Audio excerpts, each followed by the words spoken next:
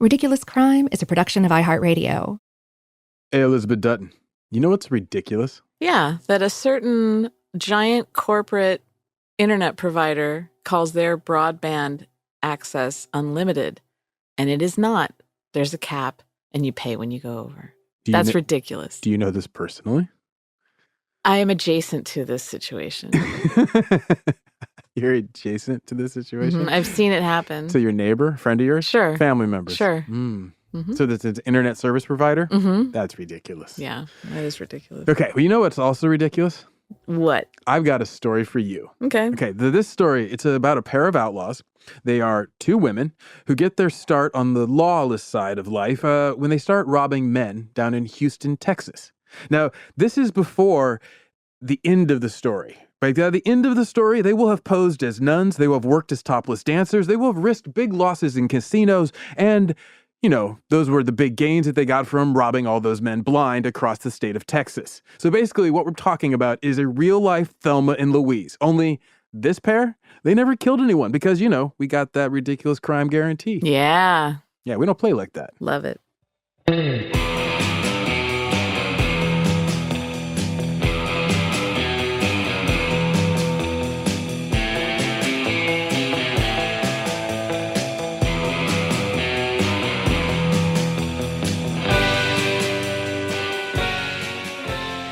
This is Ridiculous Crime, a podcast about absurd and outrageous capers, heists, and cons. It's always 99% murder-free and 100% ridiculous. So, you ready for a story of two folk hero outlaw women? Yes, I'm ready. You like those kind of stories, right? Yes. Okay, so my girls' names are Rosemarie Turford and Joyce Carolyn Stevens. Okay. Rosemarie and Joyce. Hello, Rosemarie. Right? Hello, Nice Joyce. Yeah, I thought you might like these. They're kind of like old school names. You don't hear like a Rosemarie these days. So now their bail bondsman was named Clement Romeo. The story's just filled with great names, right? Now, but first, let's focus on our anti-heroes. We'll get to Mr. Romeo later. Rosemarie Turford, she was the older of the two. She was about 35 when our story begins. And Rosemarie Turford was married. She was a nurse, a psychiatric registered nurse. And I'm not sure if you know how nurses do, but she was making about $50,000. You know, back then, that's, I think, $92,000 this year. Okay. So she was doing pretty well. Yeah. That's well, yeah. In 1994, $1995, the $50,000. She's doing really well. Yeah, right. So she's the one that the press would come to call the good girl. Mm-hmm. Now we have, on the other hand, our bad girl, oh. Joyce Carolyn Stevens. She was the younger one. She was 30. She was the daughter of a Houston minister. She was often called Mousy, although I've never really understood that adjective, Mousy, except for like if a person really is like tiny, but I often, or not physically tiny, but like their presence is tiny. But you know, people say, oh, she was really mousy. I was like, does that mean, like, what do you mean by that? I think I take it to mean like anti-hubba-hubba. Oh. I don't know. I think that may, in this context, those are that your would choices. Make sense. That's the binary. Are you mousy or are you hubba-hubba? Fair enough. Awooga. No, the Texas journalists really had a good scale of that because they all seemed to agree she was mousy. So anyway. Poor gal. Joyce works at a psychiatric facility. Now, if you notice what I said about a psychiatric nurse in a psychiatric facility, did you guess where they met?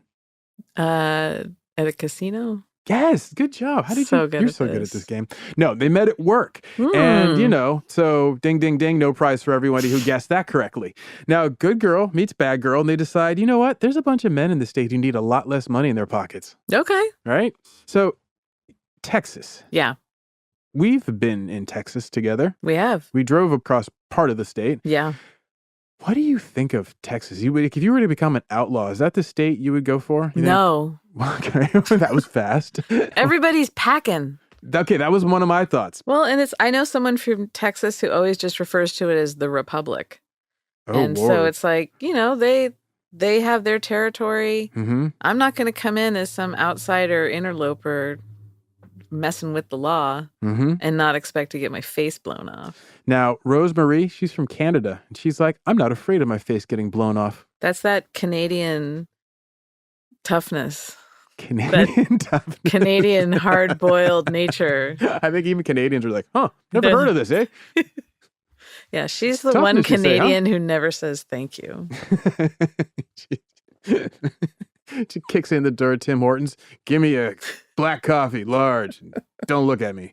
Anyway, so Rosemary Tufford, she isn't hard up. She doesn't need the money. She's also married. She's married to a computer executive. This dude also is doing well. He's making like 6 figures by himself. So they are like, living well in Texas. Mm-hmm. But he lives in Detroit.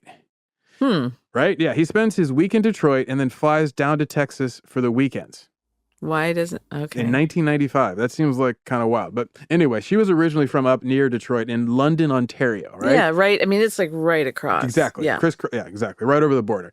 So presumably, it was, I guess, kind of like not weird for her husband to be like right near where she grew up because aren't there psychiatric hospitals up there where she could have gotten a job? No, but they were making a transition south. It just took him a while. Now, yeah, it was a failing marriage. That's fishy. All right, let's just be honest. It was a failing marriage. Her husband, Brian, was like, also, by the way, you have to keep in mind, her husband, Brian, is up in Detroit, and poor Rosemary Tufford is down in Houston by herself with 3 boys, ages 4, 12, and 14. Oh, that's a handful right there. Right? Teenage boys, 2 of them, and 1 young one that she's got to run around after, and isn't even in school, so she doesn't get time off in the daytime. Anyway, local Texan Joyce Carolyn Stevens enters the picture. The younger 30-year-old, she's a nurse technician, not a nurse. Mm-hmm. Now she is drawn to Rose like butter is drawn into the crevices of an English muffin. Oh wow! Right?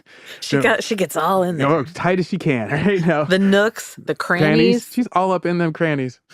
So Brian and Rose's marriage is somehow still alive. It's like a dead man walking, and Joyce is like, you know what, girl, I can be here for you. And then Rose is like, you know what, this is really helping me having you around. She's like, would it be cool if like you just moved in here with me and the boys? And she tells Brian, like, I'm going to have this coworker come so she can stay with me. And he's like, all right, bet. He like takes the call at like a seedy motel with his, like his paramour. He's like, yeah, go ahead. Move in whoever you want. Shh, don't say anything. It's my wife. So anyway, he goes for it. Spring of 1994. The women are now living together in the house in Houston, okay? Mm-hmm. At this point, they get into their criminality. They're like, hey, things are going well. We got the boys, they're going to school, they're fed, everything's fine. We're together and like, what we should really do? We should rob some men blind. It's like, look, the kids have finished up their chore chart. Mm-hmm. We did homework. We've gone on a grocery run. Yep. The floors are mopped. We made the lunches for tomorrow. Let's roll some dudes. Let's go out tonight and maybe hit up a seedy motel and rob a dude. I like it. Okay, so I want you to picture this. Yes. Rose, the married one, is on the phone. Jocelyn, the younger one, is next to her. On the other end of the phone is a John. Now, he's dreaming of... Like a man looking for a woman, not a toilet. Yes, correct. Yes, you were down with the street slang, my friend. Well, I just also really quickly imagine like they're and talking then there's a cell phone in a toilet bowl and they're like, hello. Bloop, bloop, bloop, bloop. That's just me. So this John, he's dreaming of arranging this hookup with these 2 women who are on the phone. They're like, hey, do you have a place? He's like, oh, I got a place. Come on over to my house, right? The women just share a knowing look. They're like, it's on, right? So they get dolled up. Guns. Hubba. Exactly. No mousy here. Guns loaded up. And they have some drugs to, get their victim doped up. And all of a sudden, now, drive across Houston. Knock, knock, knock. Dude hears him at the door, and when he opens the door, he's like, hey, ready to party. Nope, it's 2 cops. Oh. The girls have switched uniforms, and they're now in cop outfits. They flash badges. They tell him, look, pal, we're looking for a missing woman, and we think that you know where she may be. He's like, no, I don't even know what you're talking about. You're under investigation, pal. Now step inside. He's like, okay. And they step inside with him. The dude is like pretty much about to soil his boxer briefs, and he's like, but I don't know what you're talking about. I don't know if there's any missing woman. They're like, okay, pal, sit down right here. Then they basically give him a hard time as these fake cops. They handcuff him. Right? Because, he's going to be under arrest. And then once they have him handcuffed, they pull out their guns. They go, okay, now tell us where everything valuable in this house is. They take his credit cards, his wallet, his car keys. They take it all and they bounce. They go to an ATM. They drain the ATM. They're like, man, this is awesome. So for 3 months, they keep doing this. Boom, boom, boom. They just keep hitting men up like, oh, I got a little time on Tuesday. Joyce, you got the day off? She's like, I'm just going to take a personal day for this one. Yeah, she's like, I got a little paid time leave coming up. So now if you were a woman looking to like, roll some dudes, what do you think of their technique, their MO, if you will? Of setting it up and then pretending to be a police officer? So basically what they do is they use like phone dating services to contact their Johns. And now you have to remember, when I say phone dating service, this was like, internet dating back in the day, but like on the phone. So it's like 1-900 numbers? No, kind of. It's like you could 1-900 numbers you call, you start chatting, and then like, they would get this person to give them information. Then they would hook up like, oh, yes, let's set up a time to meet. They go over to their place. The guy is like, first, by the way, they've run a credit check to make sure he's got enough money to be able to go over there and like hit him I up. like these gals. I like the background logistics on this. So they're not just flying in blind. No. I like this. I like the cut of their jibs. Well, they don't want to get in there and just find a dude's got a bunch of like, I don't know, velvet paintings and like some cut crystal collection. They're like, or they're like, where are all your valuables? And he just points over at like 3 trash bags full of Coke cans. He's like, there's so much redemption value in those. That's the best I can do, ladies. Yeah, take all you want. Yeah, so I like it. I like what they're doing. I like that they dress up like cops. I think that's clever. I was at a show once watching a band play, and it was just sort of like a house party thing. And the cops came to shut it down, and this guy I knew stood up and yelled, "Hooray, the strippers are here!" And they didn't like that. I like that. Yeah, but so that is, they run that risk. They show up in the cop outfits, and the guy's like, yeah, this is what I was hoping. And the stripper has a gun. You're like, oh, man. So, these two partners in crime, they've got this all figured out, and it becomes super successful for them. They're able to rob dude after dude after dude. They're picking up stolen cars, credit cards. They end up having about $340,000 in cash that they take from all these dudes in the Houston area. Wow. Yeah, not right. Not bad for a registered nurse and a technician. Yeah. Huh? And this is, by the way, they're just getting started in crime. They're not like, hey, I grew up doing this. This is like, hey, I'm pretty good at this. I can make a career of this. They could. They Except for their luck turns south. Oh. They get arrested on Pi Day, which is March 14th for the non-mathematicians out there. Cops the nerdiest way to say it. Thank you. So the cops find and arrest them in a Houston area motel room, and they're with a mark. They're like, about to roll them. Oh. They get arrested, charged with 4 counts of aggravated robbery, 1 count of aggravated kidnapping, and aggravated means in this case they were using a gun. Oh, okay. Right? So not just I'm aggravated. Yeah, I'm just mad. Come over here, pal. Get in the trunk. So the 2 women now stay behind bars for the next 2 months. Rose's husband, Brian, is not in a rush to get her out. She's got the 2 boys and the daughter, remember? Or the 3 boys.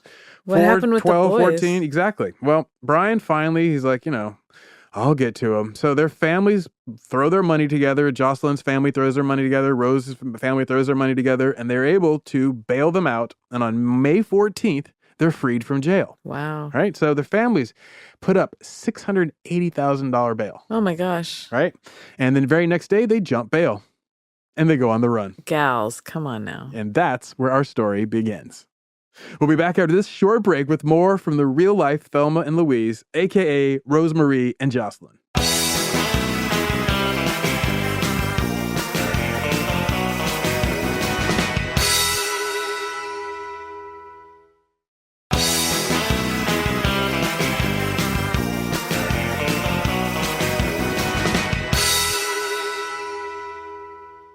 Hey, Elizabeth. Yeah. So, you want to hear more? Of course. Good. This is the story of Rosemarie and Jocelyn, a registered nurse and her technician partner in crime who decide that a life as outlaws is better than living and dying in Houston, Texas. I mean, you can't blame them, right? I mean, well, come on no now. offense, Houston, Texas, but you are still in Texas. I think it's better, living a life as an outlaw is just sort of exciting no matter, where you're coming from whence you came. Oh, Houston okay. Or otherwise. I don't find a lot of outlaws coming out of Hawaii, right? Sure. I'm kidding. There are, of course, outlaws everywhere. And that's what I love about everywhere. That's what I love about everywhere. So this was a... I love the sports. Yes, like Rob Lowe in the NFL hat. I love all of the crimes. Hooray. Hooray for crimes and non-crimes. If you are an outlaw, yay. I love the yes and the no. So their I'm just bondsman excited to be here. is this dude, Clement Romeo. We mentioned him earlier up top. Now, he was the dude who posted up the $680,000 worth of bail guarantee, and which he stands to lose in the entirety since they have gone on the lam. So if it's $680,000, I'm going to guess they put, what, $68,000? Yeah, 10%. But he had to guarantee the full amount. Right. So he is up for losing $680,000. So he does the reasonable thing. What do you think that is? He puts on his mullet wig and he puts a gun on his waist and some kicking boots. No. Oh. Close guess, though. He goes to the press and he tells them, look, at some point, reality has to set in and they will have to come in. So he tries to like tough talk them, right, through the press. Then he goes out and he hires some private detectives. He's like, I need you to find these girls. They got my monies. And they're like, all right, we can do this. Now, I don't really believe that they were going to be very good, but they go, we're going to look everywhere. And the women have disappeared. There are no signs, right? Until they get word that they've been spotted in Canada. Well, that makes sense. Clement's like, of course. I bet you Brian dropped a dime on him. Oh, I'd be willing to bet you. That's a good call. Clement, the bail bondsman's like, okay, I need to go. Action plan number 2. So after now hiring the detectives and turning to the press, his new plan is T-shirts. He ships 200 T-shirts that feature the mugshots of Rose and Jocelyn's faces. Stop it. Yes, and they have like the words wanted, like it's a wanted poster, and he sends them up to Canada, and he's like, just wear these around. Just random 200 Canadians wear this T-shirt. He's not trying to like make money off these shirts. He this just needs to increase their profile. Is like I'm redefining bail bondsman. Like he doesn't want to go out, driving around and rolling up on people's lawns and jumping out and kicking indoors. He's like, I'm the new breed. I go to the press.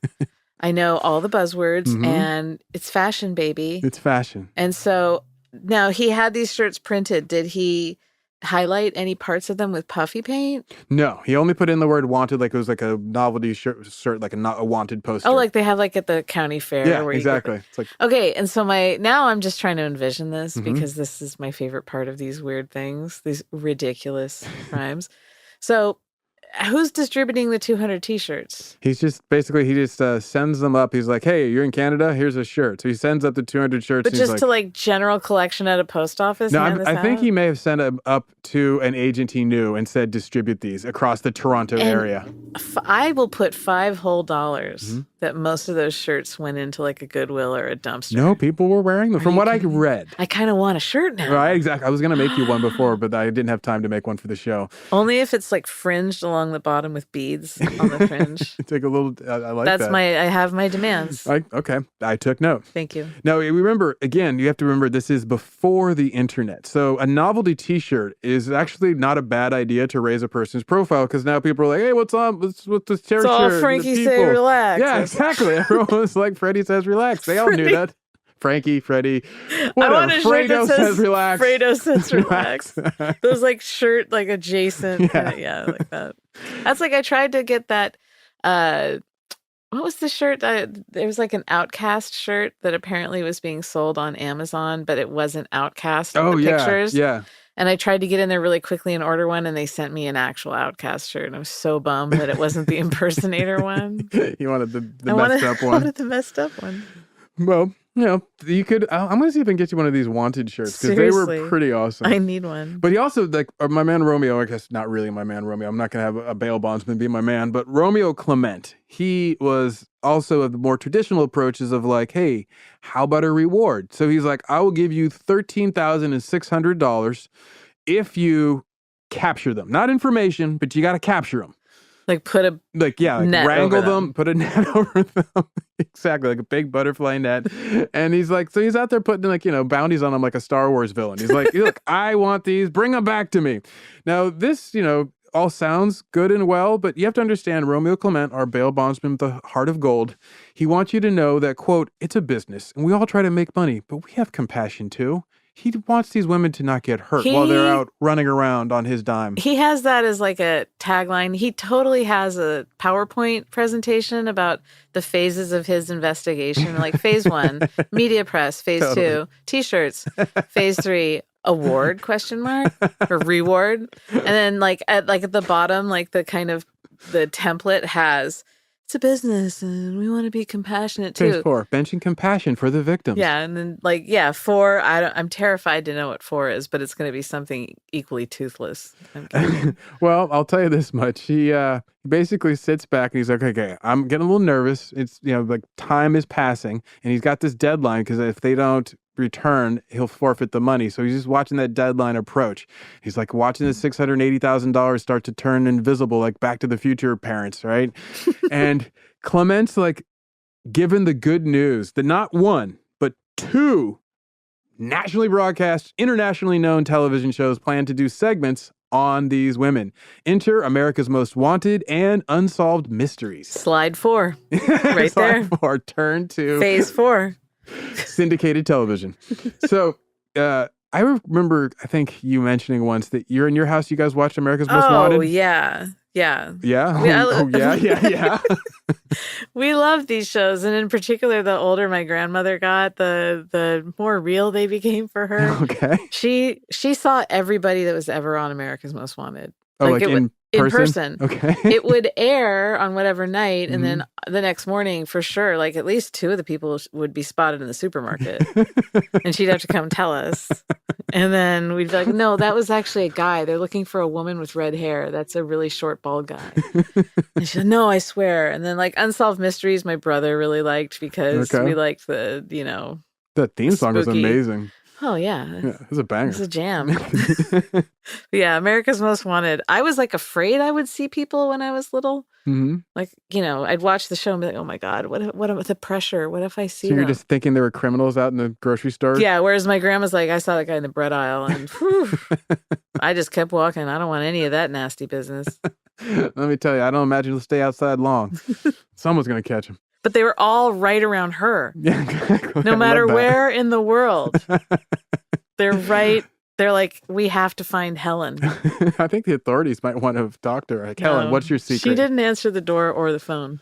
Oh, that makes it a little difficult. Yeah.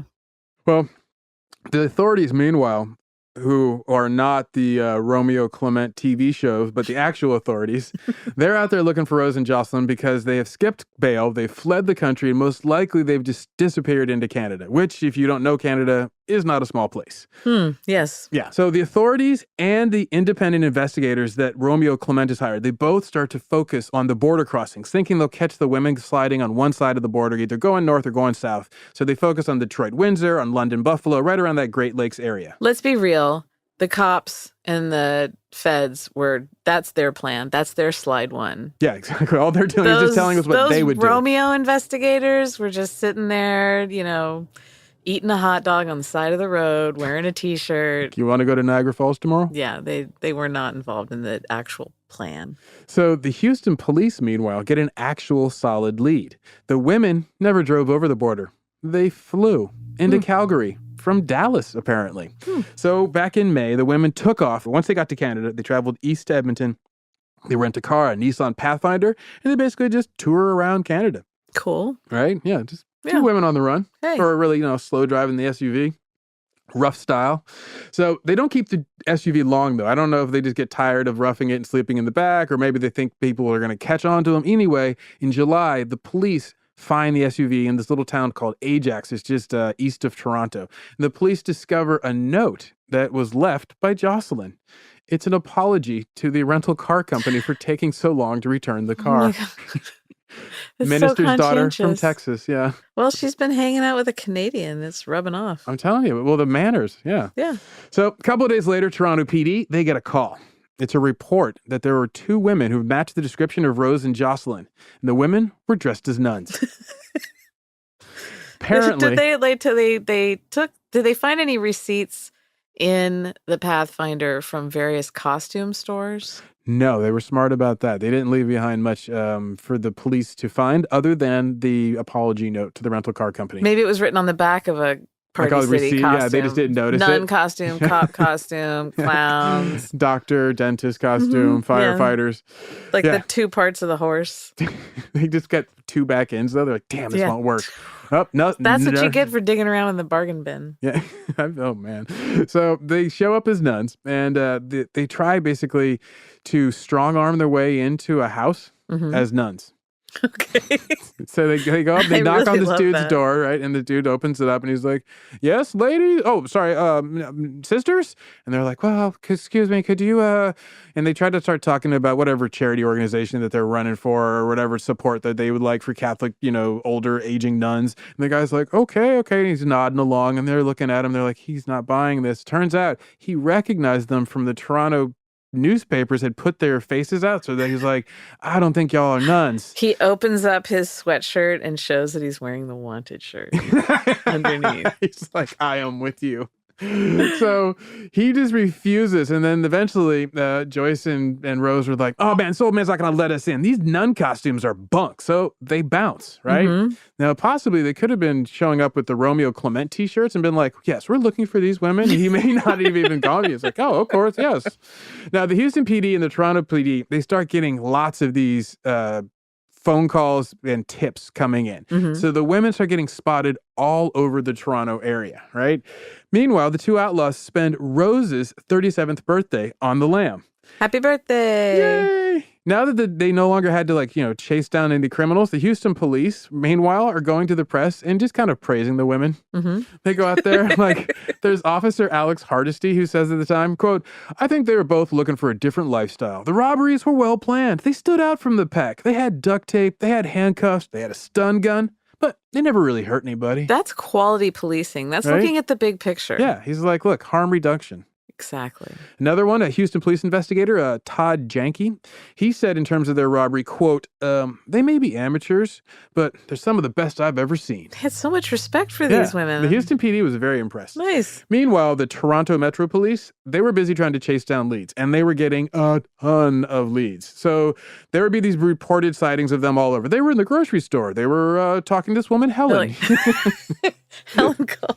There's dozens of these reported sightings where people are like, oh, I saw them buying computer electronics. Oh, I saw them, they were trying to steal a car in the park. I saw them, they were working as strippers down at this joint I like to go to. The one person's like, I saw them trying to buy a refrigerator. They're like, wait, okay. Really? Oh, yeah, they were accused of trying to basically lowball someone for appliances. That's what got their attention. It's like, well, they kept arguing about the price. And I noticed, and I was like, wait a minute. We do not barter at Best Buy. Yeah, this is a steal we're giving you. I want a lower price.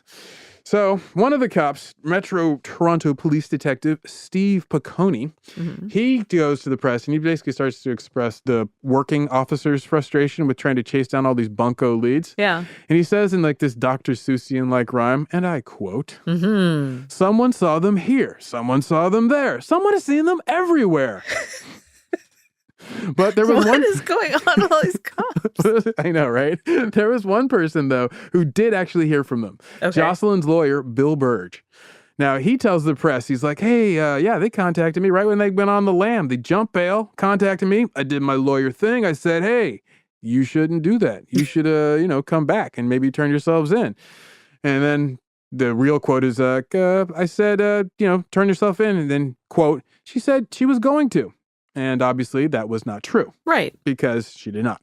So her lawyer's like, well, I don't know what all to tell y'all. I mean, she's paying my retainer, so good luck, officers. They went around. Now, remember, in Canada, you have basically the equivalent of the Texas Rangers is the Royal Canadian Mounted Police. Yeah. They're spread out now because they have to with every passing day, they look like bigger, schmucks, basically. So they're like, all right, we got to find these. They start to put on a press, right? So the Royal Canadian Mounted Police are also being aided by the private detectives hired by old Romeo Clement, who describes this time as, quote, the most frustrating 2 months of my life.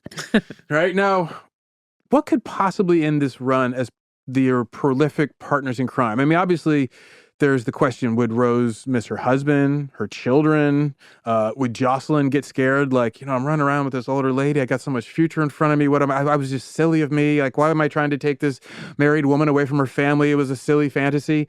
Did Jocelyn, just get scared? I'm like, I want to go back to Texas. I miss Texas. What's this Canada? They put gravy What is this Canada? Cheese curds on everything. What is this? Did their luck run out? Broaden your horizons, Jocelyn. Hey. So I'll tell you this much. We'll be back after a short break, and I'll tell you the conclusion of the story of Rose and Jocelyn, the real-life Thelma and Louise, and how they met their untimely capture.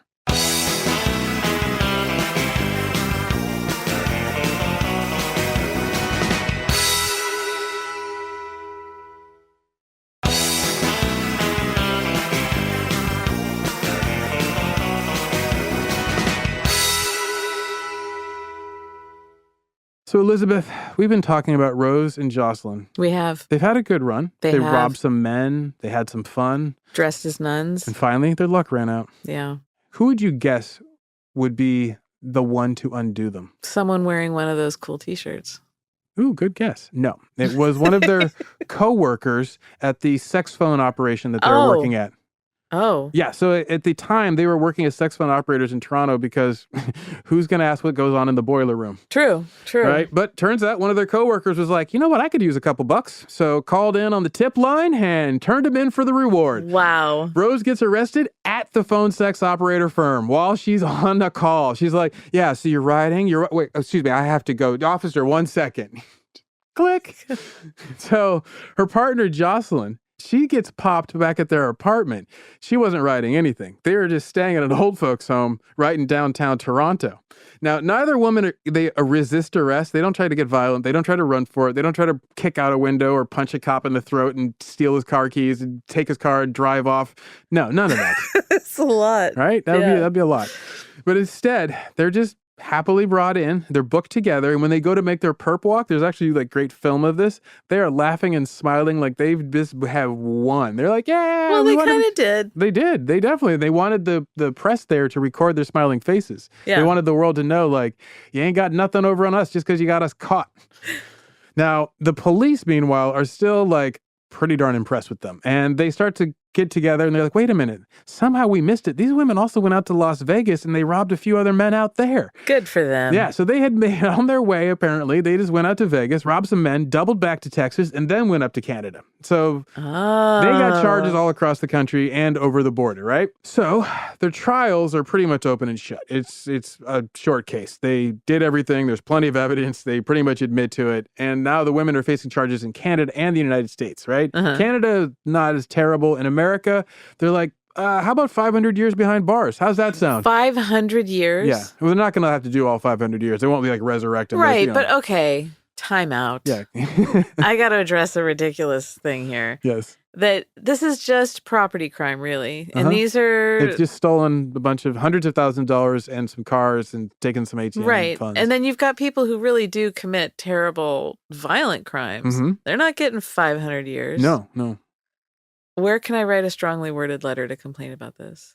Send it to Canada. Okay, I'll do that. And then tell them, talk to your friend America, because I have some problems. I think maybe like neighbor to neighbor, they could work this out. That's right. Perfect. Okay, I'll get right on that. You're welcome. Now, Jocelyn, she was 31 when she gets arrested. She has to plead guilty, and she takes a plea deal and ends up getting 10 years in prison on her 3 charges of aggravated robbery. She takes her plea deal because Rosemarie is facing 99 years on her own after the judge has basically started walking back the charges from like, we'll get them down. They get it down to 99 years. Wow. She ends up getting sentenced to 30 years in a Texas prison. Ouch. Just for stealing some dumb dude's cash. Yeah. Right? Anyway. So while she's behind bars, though, Rosemarie ends up learning a new skill. She begins to translate books into Braille.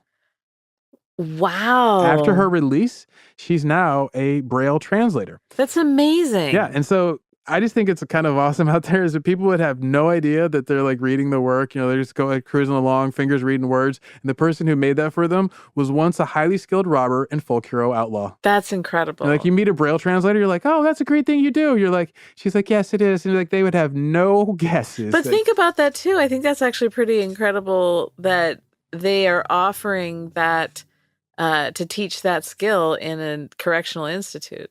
Sure. Yeah, that is good. So I don't know if it was like a correspondence course that she had to do, but I do not know. That's a cool thing. Yeah, I give her credit more than the well, sure. But I mean, like a lot of times people who are incarcerated don't have access to these kind of workable career things. And that's pretty cool. I thought you'd enjoy that one. I did. So what's our ridiculous takeaway here? A ridiculous takeaway. Well, for me, Mm-hmm. number one, always come up with a PowerPoint as to how you're going to hunt down a fugitive. Mm-hmm. Two, employ more T-shirts for various purposes. I'm not going to send emails anymore.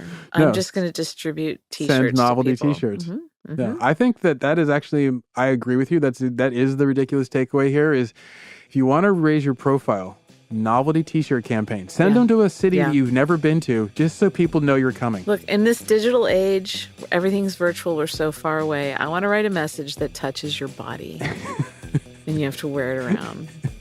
And loses its ink after 7 washes. Yes, that too. Thank you for joining us. I'm Elizabeth Dutton. And I'm Zaron Burnett. You can find us online at Ridiculous Crime on both Twitter and Instagram. If you got a tip for us about a ridiculous crime you'd like to hear about, or you want to confess to a ridiculous crime, email us at ridiculouscrime@gmail.com. Thanks for joining us.